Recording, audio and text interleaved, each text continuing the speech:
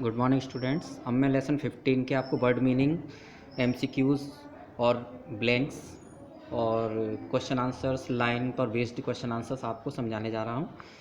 तो first word meaning में है असॉर्टमेंट। असॉर्टमेंट में मिक्स्ड कलेक्शन, यानी कि एक मिक्स कलेक्शन जो है, मिश्रित collection.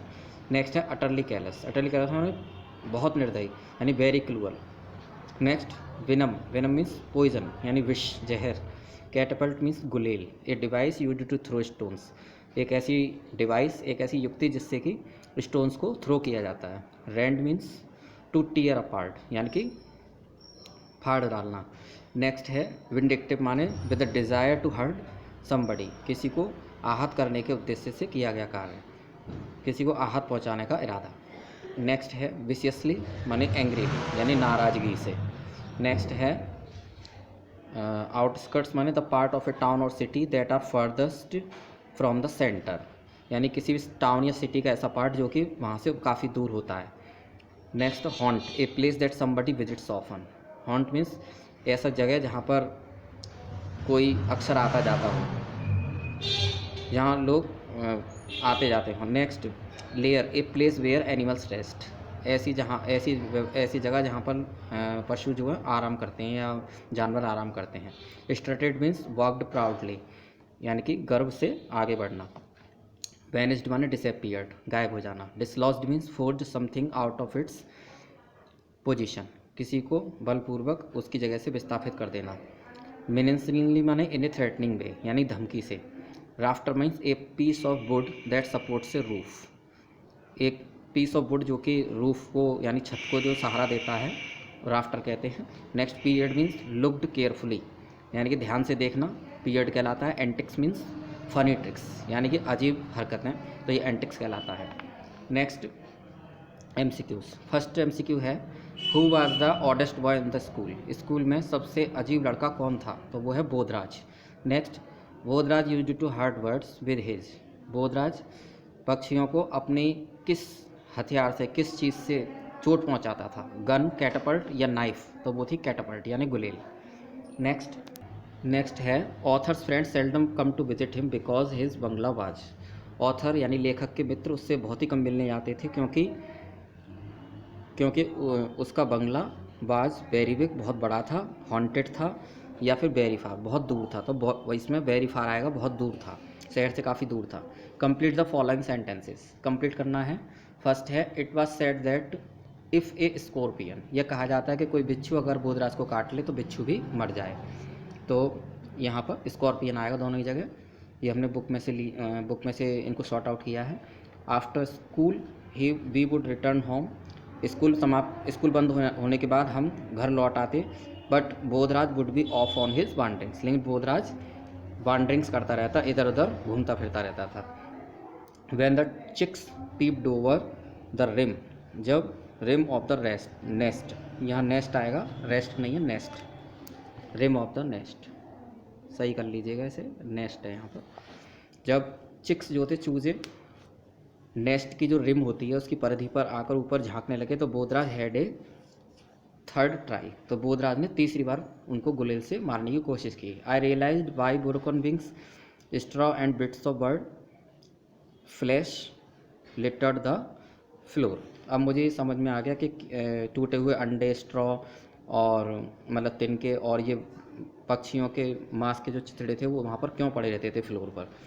Bodhraj brought the table right under the mynas nest, Bodhraj मैना के ठीक नीचे, मैना के घोंसले के ठीक नीचे टेबल को ले आया। अब मैं आपको कॉपी में इसके क्वेश्चन आंसर और लाइन पर बेस्ड क्वेश्चन आंसर से एक्सप्लेन करने जा रहा हूँ। Lesson 15 the boy with a catapult, written by Bhisham Sahni. तो फर्स्ट क्वेश्चन है इसमें who was the oddest boy in the school, यानी स्कूल में सबसे अजीब लड़का कौन था। Why does the author call him the oddest, और ऑथर उसको सबसे अजीब क्यों कहता था। The oddest boy in the school was Bodhraj, सबसे अजीब लड़का बोधराज था। The author calls him the oddest because he was utterly callous, लेखक जो था उसको सबसे अजीब इसलिए कहता था क्योंकि वो बहुत ही दुष्ट और निर्दयी था। Question 2, why were all the boys scared of Bodhraj, सभी लड़के बोधराज से क्यों डरते थे। All the boys were scared of Bodhraj because he was vindictive, क्योंकि वो सभी को कुछ ना कुछ तरीके से चोट पहुंचाता था, उनको वो परेशान करता रहता था सभी को, and took pleasure in hurting others, दूसरों को चोट पहुंचाने में वो आनंद लेता था। नेक्स्ट है why did authors mother allowed his friendship with Bodhraj, लेखक की माँ ने बोधराज के साथ उसकी मित्रता को क्यों स्वीकृति दी।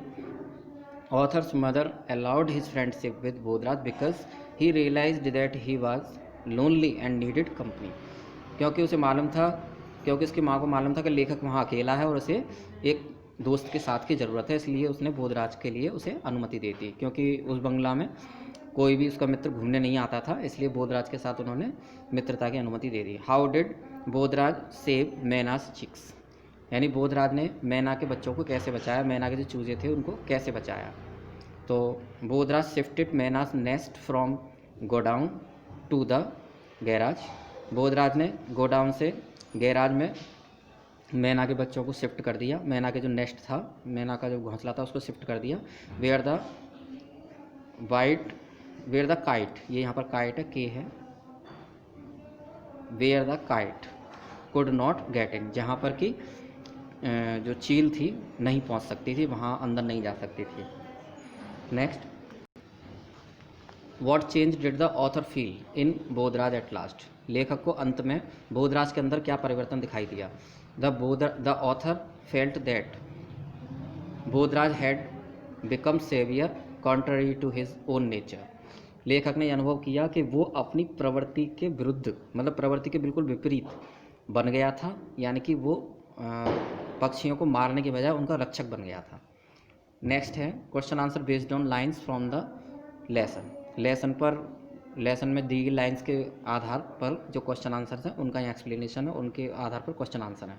First line, I didn't suggest he should kill the bird, मैं नहीं समझती हूँ, मैं ये सुझाव नहीं दे रही हूँ कि वो बर्ड्स को मारे। He can remove the nest without harming them, वह उनको बिना नुकसान पहुँचाए वहाँ से घोंसलों को हटा सकता है। Question A, who said this statement to him, यह स्टेटमेंट किसने किससे कहा। तो ये statement author's mother said this statement to him, लेखक की माँ ने यह कथन लेखक से कहा। Who does the word he refer to do in this statement, यहाँ ही शब्द का तात्पर्य किससे है। He refers to Bodhraj in this statement, तो यहाँ ही शब्द का तात्पर्य बोधराज से है। नेक्स्ट है, what does the statement suggest about speakers nature, ये स्टेटमेंट वक्ता के किस प्रकृति को दिखाता है, किस प्रकृति को यहाँ पर सजेस्ट कराता है। The statement suggest that the speaker is kind enough to the words, ये स्टेटमेंट यहाँ दिखाता है कि स्पीकर यानी जो वक्ता है वो पक्षियों के प्रति बहुत ही दयालु है। नेक्स्ट लाइन है, they will look for them, वे उनको ढूंढ लेंगे। तो who says these words to whom, ये शब्द किसने किससे कहे। तो Bodhraj says these words to the author, Bodhraj ये शब्द ऑथर से कहता है, लेखक से कहता है कि वे उनको अपने आप ढूंढ लेंगे, वे उनको ढूंढ लेंगे। किनको ढूंढ लेंगे, अपने बच्चों को ढूंढ लेंगे, उनके माता पिता। Who is the speaker talking about, यहाँ स्पीकर किसके विषय में बात कर रहा है। The speaker is talking about the parents of chicks, यहाँ पर चूज़ों के माता पिता के विषय में बात कर रहा है वक्ता। Next, who does the word they refer to, यहाँ दे शब्द का किससे तात्पर्य है, दे का संबंध किससे है।